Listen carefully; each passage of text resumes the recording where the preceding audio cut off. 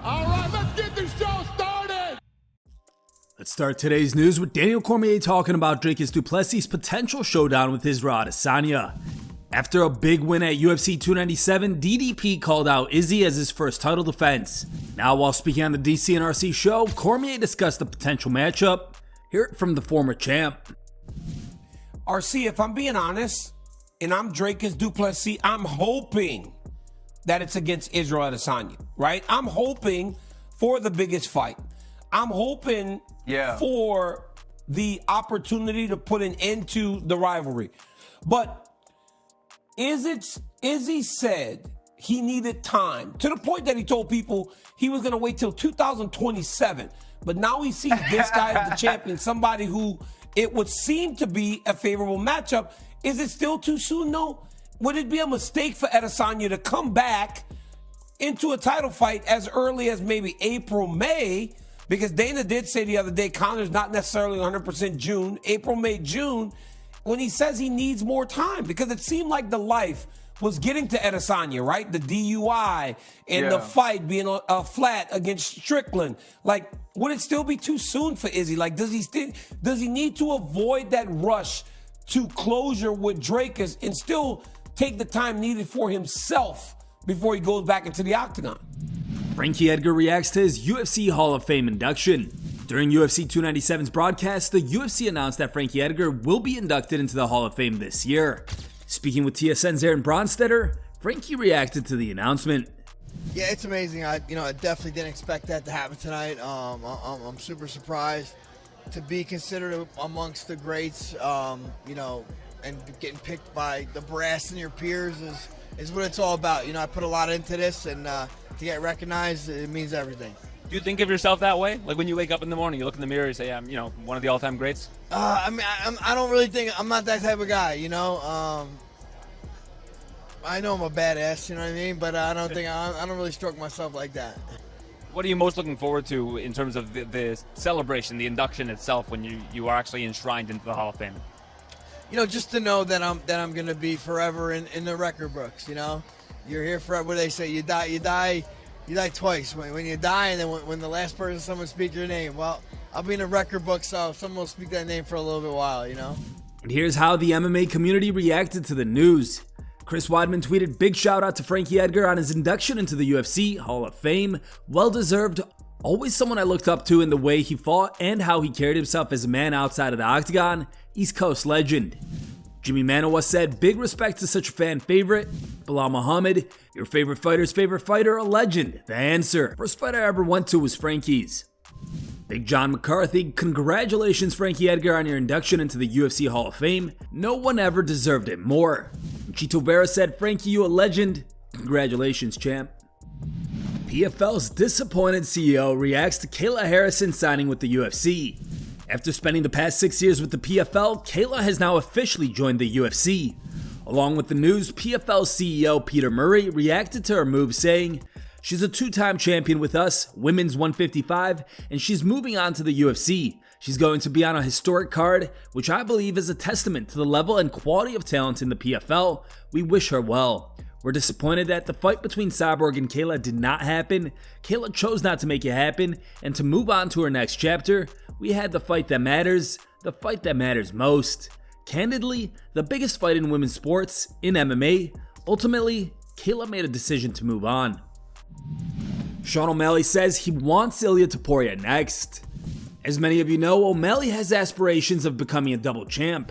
In an interview with Shaq MMA, he said that a fight with Ilia Topuria is next if both of them win their upcoming matchups. If Ilia goes out there, beats Bulk, I'm going to go out there and beat Cheeto. That's the next fight. Me versus Ilia in Las Vegas at the Sphere. Biggest card of the year, probably sometime in, sometime next year. I'm going to take him out. But if anybody can beat Volk, it would be Ilia. He's got legit skills. He's a very scary striker, good grappler, mentally as sharp as it is. So I do think if anyone can beat Volk, it would be Ilia. And I just think that would be a massive fight for Ilia's a little, slow or stupid or whatever you want to say, but he can fight. Dana White responds to backlash over Kayla Harrison fighting at 135 pounds. As we reported yesterday, Kayla Harrison is now a part of the UFC, and she will be making her debut at UFC 300 against Holly Holm. News of Kayla fighting at 135 pounds sparked a lot of controversy. Here's what the people had to say. One fan said, "Why did she sign to the UFC right when USADA gone, and now she suddenly can make 135 pounds after saying for years it was not physically possible for her? Get those IVs ready, baby." No way can Kayla make bantamweight, laughing my ass off. Kayla cutting off a leg to make 135, zero chance she makes 135 and performs well. Taking to Instagram Live, Dana White responded to the backlash. I had an announcement for 300 yesterday. You'll get the main event when I'm ready to give you the main event. I've been squeezing them out one by one. When I'm ready to give you the main event, you'll get it. You're not ready yet. You can't handle the main event. Yeah, Kayla Harrison will make 135. She's already done a couple practice cuts. She's already made 135 a couple times. So yes, she will make the weight. Dana, who is your dealer? You better be talking about blackjack dealer. We have a couple options for the main event. I'm still playing with it. Still playing with it. When it's time, I will give it to you. Yeah, I agree with you. 300 is going to be fucking. 300 is going to be the sickest card from top to bottom. It's fucking ridiculous. The first fight of the night, you guys are going to go, what the fuck? You cannot not be watching ESPN the first fight of the night for UFC 300. And yes, 299 is sick too. Anaheim's fun. I can't wait for Anaheim. They're all good. That's what we do, guys. That's what we do. We make fun fights. Good night, everybody. While on the topic of UFC 300, Dana White has announced yet another fight. Diego Lopez will be returning to the octagon at UFC 300 to face the 12th ranked featherweight Sodiq Yusuff. All right, guys, I got another fight for UFC 300 for you. The number 12 ranked featherweight Sodiq Yusuff is going to be taking on the most exciting fighter in the world and fan favorite Diego Lopez. He got his break by filling in on a few days' notice and gave the number 5 ranked Ivalov the fight of his life, and he won fight of the night that night. Then he goes back and destroys his next 2 opponents, grabbing him 2 more bonuses and another shot at the top 15.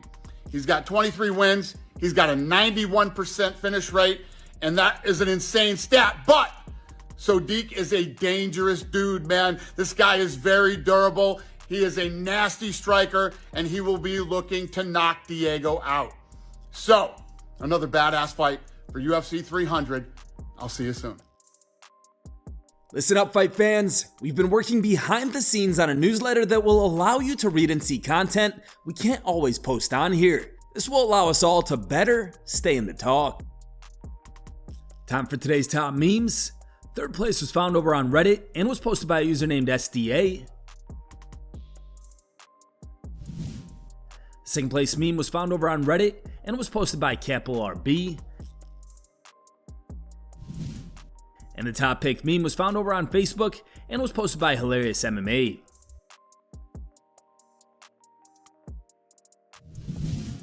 Thanks for watching. If you like the content, smash that like button and don't forget to subscribe to stay in the talk.